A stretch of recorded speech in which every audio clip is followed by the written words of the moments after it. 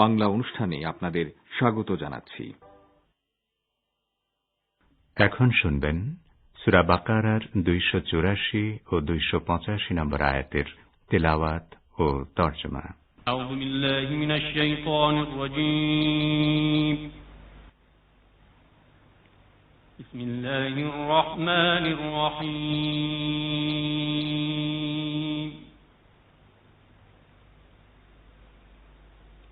লিল্লাহি মা ফিস সামাওয়াতি ওয়া মা ফিল আরদ ওয়া ইন তুবদু মা ফি আনফুসিকুম আও তুখফুহু ইউহাসিবকুম বিল্লাহ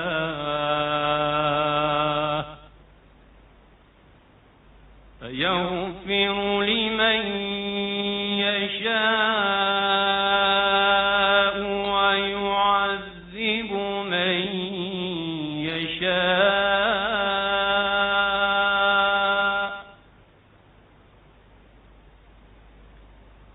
والله على كل شيء قدير.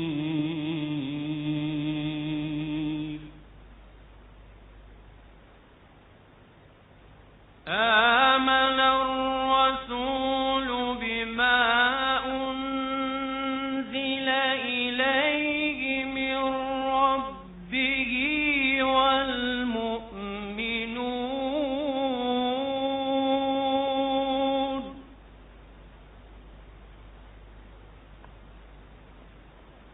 كل آمن بالله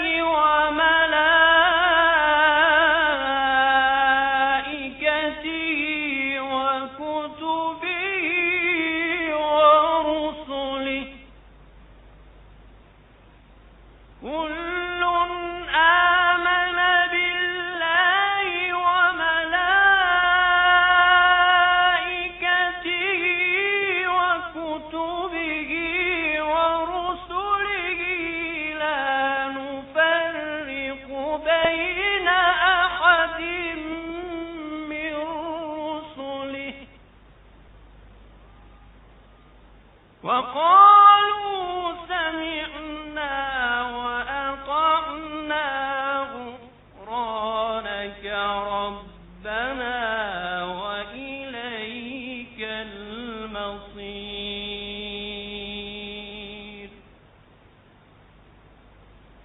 صدق الله العلي العظيم. বিসমিল্লাহির রহমানির রহিম। যা কিছু আকাশ মণ্ডলীতে রয়েছে আর যা কিছু পৃথিবীতে আছে সবই আল্লাহর। তোমরা তোমাদের মনের কথা প্রকাশ করো বা নাই করো, আল্লাহ তোমাদের কাছ থেকে তার হিসাব নেবেন। তারপর যাকে ইচ্ছা তিনি ক্ষমা করবেন এবং যাকে ইচ্ছা শাস্তি দেবেন। আল্লাহ সকল বিষয়ে সর্বশক্তিমান। রাসূল বিশ্বাস রাখেন সেই সব বিষয় সম্পর্কে যা তাঁর পালনকর্তার পক্ষ থেকে তাঁর কাছে অবতীর্ণ হয়েছে, এবং মুসলমানরাও বিশ্বাস রাখে আল্লাহর প্রতি, তাঁর ফেরেশতাদের প্রতি, তার গ্রন্থসমূহের প্রতি এবং তাঁর পয়গম্বরদের প্রতি। তারা বলে, আমরা তাঁর পয়গম্বরদের মধ্যে কোনো তারতম্য করি না। তারা বলে, আমরা শুনেছি এবং কবুল করেছি। আমরা তোমার ক্ষমা চাই, হে আমাদের পালনকর্তা। তোমারই দিকে প্রত্যাবর্তন করতে হবে। সাদাকাল্লাহুল আলিয়্যুল আযীম। শ্রোতা বন্ধুরা, অর্থসহ পবিত্র কোরআনের তেলাওয়াত শুনলেন।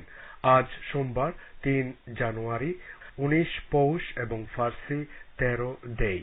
রেডিও তেহরানের নৈশ অধিবেশনের বাংলা অনুষ্ঠানে আপনাদের স্বাগত জানাচ্ছি আমি বাবুল আখতার। এই অনুষ্ঠান প্রচারিত হচ্ছে বাংলাদেশ ও ভারতের শর্টওয়েভ 49 মিটার ব্যান্ডে 6150 কিলোহার্টজে। ইন্টারনেটে আমাদের অনুষ্ঠান শুনতে এবং ওয়েবসাইট ভিজিট করতে লগ ইন করুন এই ঠিকানায় parstoday.com/bn। রেডিও তেহরানের বাংলা অনুষ্ঠান বাংলাদেশ সময় রাত 8:30টায় সান্ধ্য অধিবেশন এবং রাত 10:30টায় নৈশ অধিবেশন সরাসরি শুনতে পাবেন। এবার আজকের অনুষ্ঠান সূচি জানিয়ে দিচ্ছি। শুরুতেই থাকছে বিশ্ব সংবাদ। এতে থাকবে ঢাকা ও কলকাতা থেকে আমাদের সংবাদদাতার পাঠানো দুটি রিপোর্ট। এরপর সংবাদ ভাষ্যের অনুষ্ঠান দৃষ্টিপাত রয়েছে ইরানে সন্ত্রাস বিরোধী শীর্ষ কমান্ডার জেনারেল কাসেম সোলাইমানির দ্বিতীয় শাহাদাত বার্ষিকী সম্পর্কে আমাদের ভাষ্যকারের একটি পর্যালোচনা।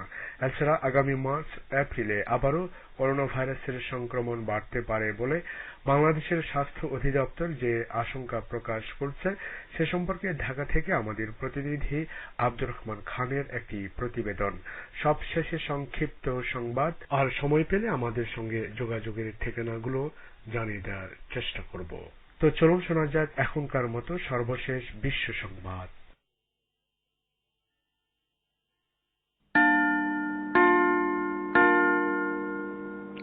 এখনই শুরু হচ্ছে রেডিও তেহরান থেকে বিশ্ব সংবাদ।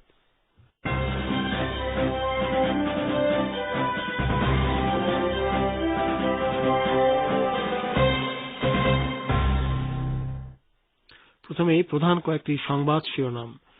ইরানের কুদস ফোর্সের সাবেক কমান্ডার সুলাইমানির স্মরণে ইরাক জুড়ে পদযাত্রা অনুষ্ঠিত, বাগদাদে ভাষণ দিলেন জয়নাব সুলাইমানি।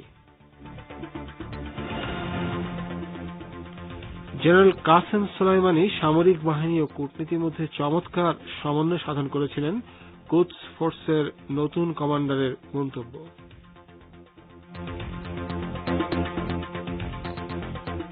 বাংলাদেশের সুগন্ধা নদীতে এমভি অভিযান, 10 লঞ্চে অগ্নিকাণ্ডে দগ্ধ আরেকজনের মৃত্যু, এখনো নিখোঁজ ব্যক্তিদের বাড়িতে শোকের আহাজারি। এবং ভারতের মিম দলের প্রধান ব্যারিস্টার আসাদুদ্দিন ওয়াইসি এমপিকে জিন্নাহ সন্তান বলে মন্তব্য করেছে বিজেপি বিধায়ক।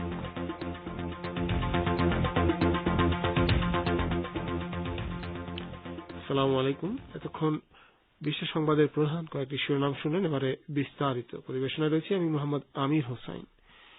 ইরানের কুদস ফোর্সের commander brigadier general Ismail Kayani বলেছেন, তার বাহিনীর সাবেক কমান্ডার শহীদ লেফটেন্যান্ট জেনারেল কাসেম সোলাইমানি সামরিক বাহিনী ও কূটনীতির মধ্যে চমৎকার সমন্বয় সাধন করেছিলেন, আর তা সম্ভব হয়েছিল দেশের সর্বোচ্চ নেতার প্রতি তার আনুগত্যের কারণে।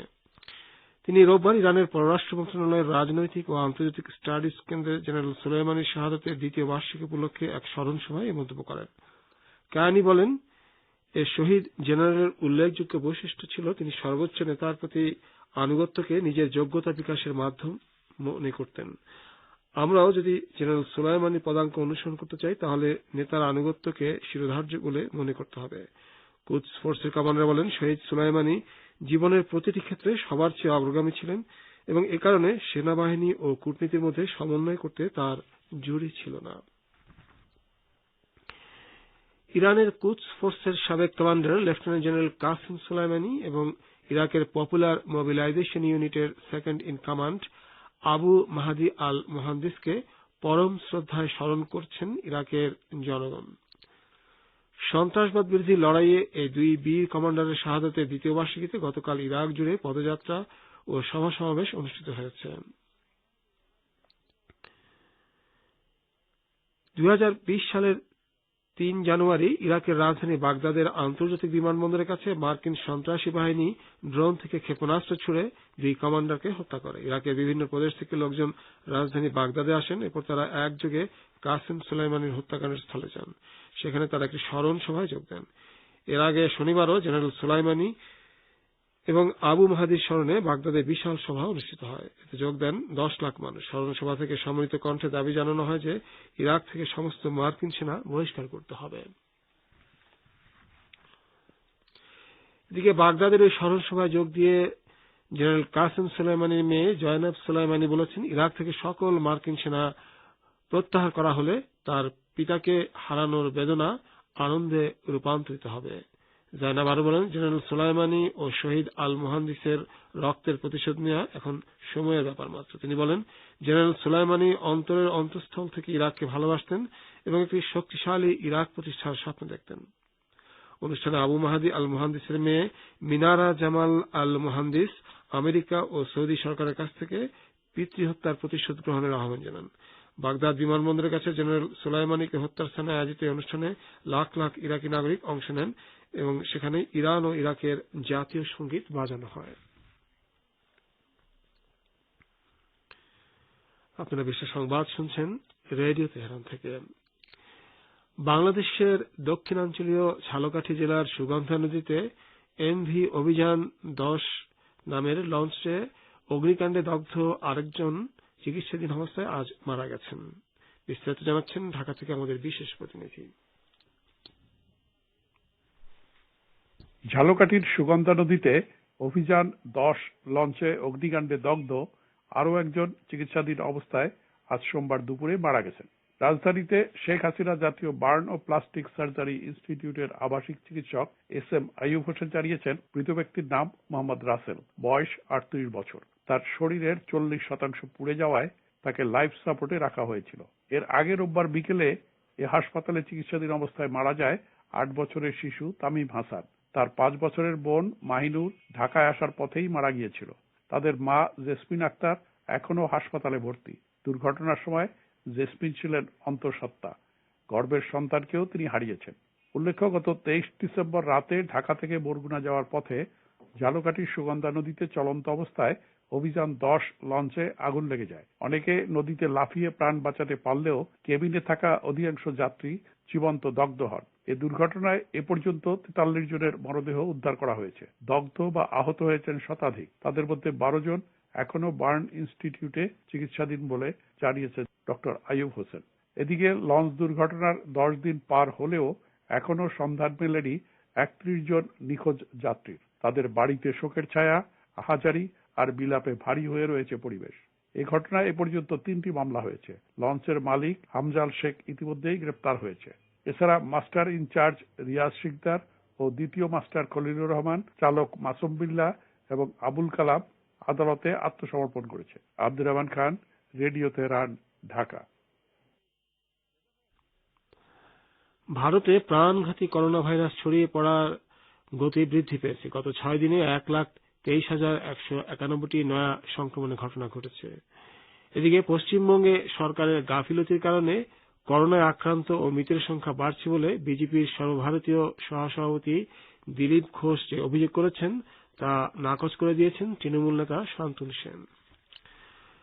ওদিকে ভারতের মজলিসে ইত্তেহাদুল মুসলিমিন বা মিম দলের প্রধান ব্যারিস্টার আসাদুদ্দিন ওয়াইসি এমপিকে কটাক্ষ করে তাকে জিন্নার সন্তান বলে মন্তব্য করেছেন বিজেপি বিধায়ক।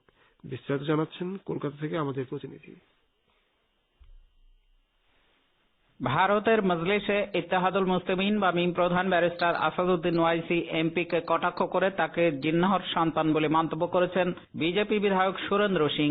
মিম প্রধান ওয়াইসি সম্পর্কে এক প্রশ্নের জবাবে আজ বিজেপি বিধায়ক সুরেন্দ্র সিং গণমাধ্যমে দেওয়া সাক্ষাৎকারে তাকে কটাক্ষ করে বলেন, ओवैसी जो है शुद्ध रूप से भारत प्रजातांत्रिक भारत का वो जिन्ना है, देश को कमजोर करके देश को फिर विभाजित करने का षड्यंत्र कर रहा है, केवल मुस्लिम से वोट मांग रहा है। ये देश के लिए बड़ा खतरनाक है। বিধায়ক সুরেন্দ্র সিং বলেন, ওয়াইসি সম্পূর্ণরূপে গণতান্ত্রিক ভারতের জিন্না, দেশকে দুর্বল করে দেশ ভাগ করার ষড়যন্ত্র করছে, শুধু মুসলিমদের কাছে ভোট চাচ্ছে। এটা দেশের জন্য খুবই বিপজ্জনক। মুসলিমদের সম্পর্কে কটাক্ষ করে তিনি আরো বলেন, गांधी जी भारत के लिए सम्मानित है, पूज्य है। मुसलमान, सभी मुसलमान तो मैं नहीं कहूंगा, लेकिन आतंकवादी और पाकिस्तानी सोच का मुसलमान शैतान है और ऐसे शैतानी प्रवृत्ति के लोगों को दमन होना चाहिए। বিধায়ক সুরেন্দ্র সিং বলেন, গান্ধীজি ভারতের জন্য সম্মানিত এবং শ্রদ্ধেয়। আমি মুসলিমদের মধ্যে সকল মুসলিমকে বলবো না, কিন্তু সন্ত্রাসী ও পাকিস্তানি ভাবনার মুসলিমরা শয়তান। এই ধরনের শয়তানি প্রবৃত্তির লোকেদের দমন করা উচিত। বিধায়ক সুরেন্দ্র সিং আরো বলেন, ওয়াইসি আওরঙ্গজেবের আওলাদ, কিন্তু ওয়াইসি যদি আওরঙ্গজেবের সন্তান রূপে কাজ করেন তাহলে মোদি যোগী এখানে শিবাজি রূপে জন্মেছেন তোমাকে দমন করার জন্য। উত্তরপ্রদেশে আসন্ন বিধানসভা নির্বাচনের মুখে বিভিন্ন রাজনৈতিক নেতাদের মধ্যে তৎপরতা ও বাকযুদ্ধ শুরু হওয়ার মধ্যে ওয়াইসি সম্পর্কে আজ সোমবার উত্তরপ্রদেশের বিজেপি বিধায়ক সুরেন্দ্র সিং এর ওই মন্তব্য প্রকাশ্যে এলো। একই সঙ্গে গণমাধ্যমে দেওয়া সাক্ষাৎকারে তাকে মুসলিমদের বিরুদ্ধে আপত্তিকর মন্তব্য করতে দেখা গেছে। Abdul Hakim, radio Tehran, Kolkata.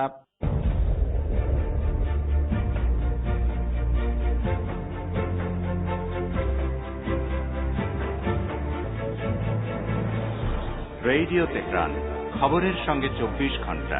Visit করুন আমাদের ওয়েব পেজ farstoday.com/bn।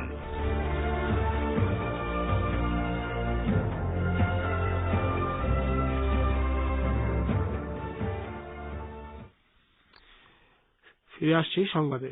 সৌদি নেতৃত্বাধীন কথিত আরব জোট দারিদ্র্যপীড়িত ইয়েমেনে আগ্রাসন চালিয়ে আরো 5 বেসামরিক নাগরিককে হত্যা করেছে।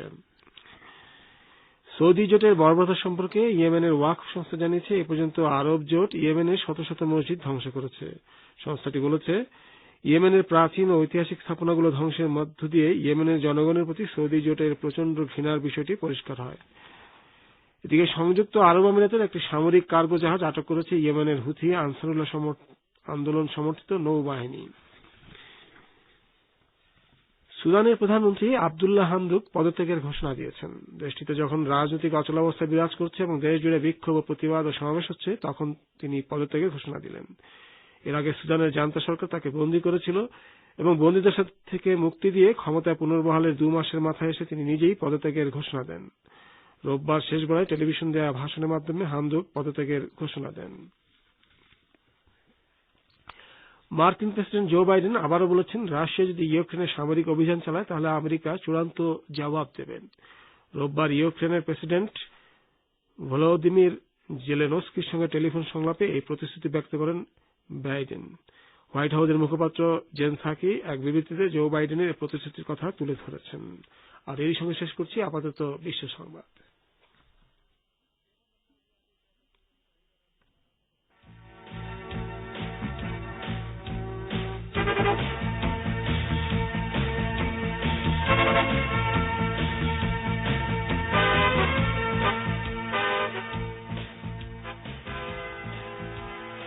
বিশ্ব সংবাদ শুনলেন রেডিও তেহরান থেকে। অনুষ্ঠান প্রচারিত হচ্ছে বাংলাদেশ ও ভারতের শর্ট ওয়েভ 49 মিটার ব্যান্ডে 6150 কিলোহার্টজে। শ্রোতা বন্ধুরা, এবারে আমন্ত্রণ জানাচ্ছি সংবাদ ভাষ্য অনুষ্ঠান দৃষ্টিপাতে।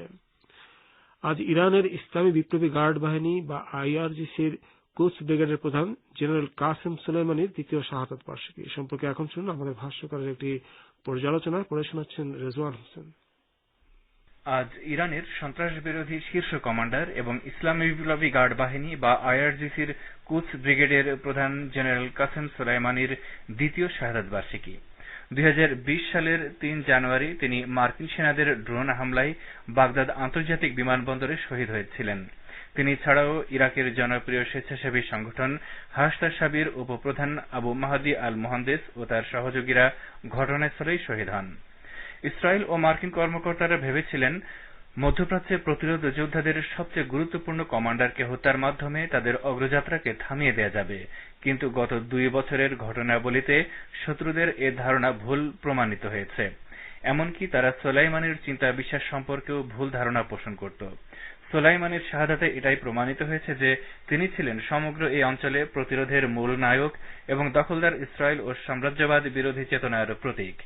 এ কারণে সোলাইমানির শাহাদাতের পরও এ অঞ্চলে ইসরায়েল ও সাম্রাজ্যবাদী শক্তির বিরুদ্ধে আন্দোলন তো থামেনি, বরং ওই হত্যাকাণ্ডের মাত্র 2 দিন পর ইরাকের পার্লামেন্টে সেদেশ থেকে মার্কিন সেনা বহিষ্কারের বিষয়ে সর্বসম্মতিক্রমে আইন পাশ হয়। এছাড়া ইরাকের রাজধানী বাগদাদের লাখ লাখ মানুষ মার্কিন বিরোধী বিক্ষোভে অংশ নেয়। এমনকি ইরাকে মার্কিন সেনাদের সঙ্গে প্রতিরোধ সংগঠনের যোদ্ধাদের সংঘর্ষ নিয়মিত ঘটনায় পরিণত হয়। অবস্থা এমন পর্যায়ে পৌঁছে যে জেনারেল সোলাইমানি শহীদ হওয়ার 5 মাসের মাথায় মার্কিন কর্মকর্তারা ইরাকে তাদের সেনা উপস্থিতির ব্যাপারে ইরাক সরকারের সঙ্গে আলোচনায় বসতে বাধ্য হয় এবং নতুন করে চুক্তিতে পৌঁছে। ধারণা করা হচ্ছে আফগানিস্তান যুদ্ধে পরাজয় মেনে নিয়ে যুক্তরাষ্ট্র সেদেশ থেকে সেনা প্রত্যাহার করে নিয়েছে। খুব শিগগিরই ইরাক থেকেও তারা পুরোপুরি সেনা প্রত্যাহার করতে বাধ্য হবে। জেনারেল সোলাইমানি ও আবু মাহদি আল মোহান্দেসের শাহাদাতের 2য় বার্ষিকী উপলক্ষে ইরাকের হাশদ শাবি সংগঠনের প্রধান ফালাহ আল ফায়াজ বলেছেন, এই ঘটনায় আমেরিকার কোন সেনাই আর ইরাকে থাকতে পারবে না। পর্যবেক্ষকরা বলছেন, জীবিত সোলাইমানির চেয়ে মৃত সোলাইমানি আমেরিকা ও ইসরায়েলের জন্য আরো বেশি ভয়ঙ্কর হয়ে উঠেছে। এ অঞ্চলের প্রতিরোধ শক্তিগুলো আরো বেশি শক্তিশালী হয়ে ওঠায় শত্রুরা চিন্তিত হয়ে পড়েছে।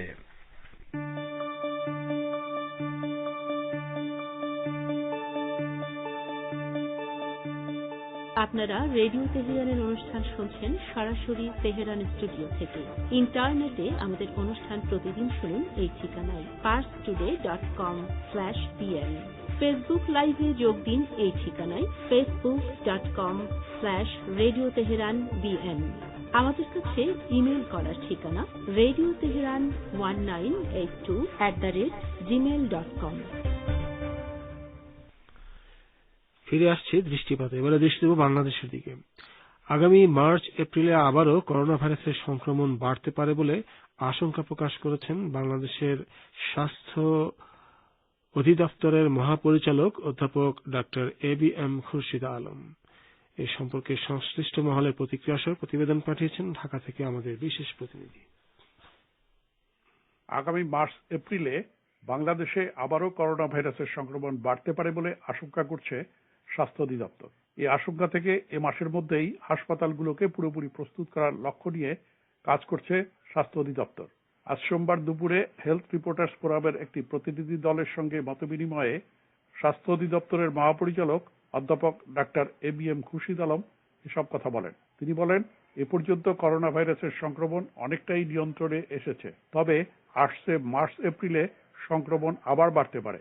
এদিকে স্বাস্থ্য বিশেষজ্ঞগণ বলছেন, আগামী 2 মাসে যত বেশি সংখ্যক মানুষকে টিকার আওতায় আনা যাবে তত বেশি মৃত্যু ঝুঁকি কমে আসবে আর হাসপাতালের উপরেও চাপ কমে আসবে।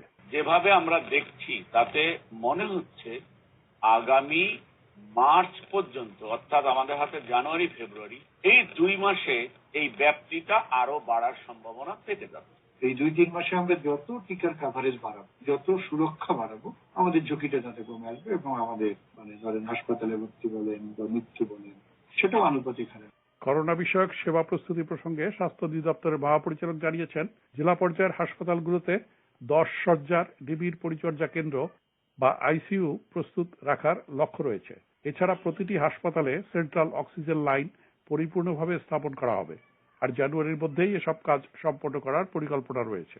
সাংবাদিকদের সাথে আলাপকালে স্বাস্থ্য অধিদপ্তরের মহাপরিচালক আরো জানান, যারা বিভিন্ন ধরনের কোমরবিডিটিতে ভুগছেন তারা 60 বছরের চেয়ে কম বয়সী হলেও বুস্টার ডোজ পাবেন। এদিকে দেশে করোনা ভাইরাসের সংক্রমণ আবারও বাড়তে শুরু করেছে। স্বাস্থ্য অধিদপ্তর বলছে, দেশে করোনা সংক্রমণের 52তম এপিডেমিওলজিক্যাল সপ্তাহ 27 ডিসেম্বর থেকে 2 জানুয়ারি পর্যন্ত নতুন করে সংক্রমণ বেড়েছে 48.1%। একই সঙ্গে মৃত্যুও বেড়েছে 41.7%। আজ সোমবার সন্ধ্যায় এক সংবাদ বিজ্ঞপ্তিতে এসব তথ্য জানিয়েছে স্বাস্থ্য অধিদপ্তর। বিজ্ঞপ্তিতে বলা হয়েছে, গত 27 ডিসেম্বর থেকে 2 জানুয়ারি পর্যন্ত দেশে 1,32,807টি নমুনা পরীক্ষায় 3,213 জনের শরীরে করোনা শনাক্ত হয়েছে। একই সঙ্গে ভাইরাসটিতে আক্রান্ত হয়ে এ সময় মৃত্যুবরণ করেছে 17 জন। এদিকে দেশে গত 24 ঘন্টায় করোনায় 4 জনের মৃত্যু হয়েছে। এ সময় নতুন করে শনাক্ত হয়েছেন 674 জন আর শনাক্তের হার বেড়ে দাঁড়িয়েছে 3.37%। Abdur Rahman Khan, radio Tehran, Dhaka. প্রতিবেদনটি শুনলেন আর এরই সঙ্গে শেষ হল সংবাদ ভাষ্য অনুষ্ঠান দৃষ্টিপাত। এবারে দুটি সংক্ষিপ্ত সংবাদ।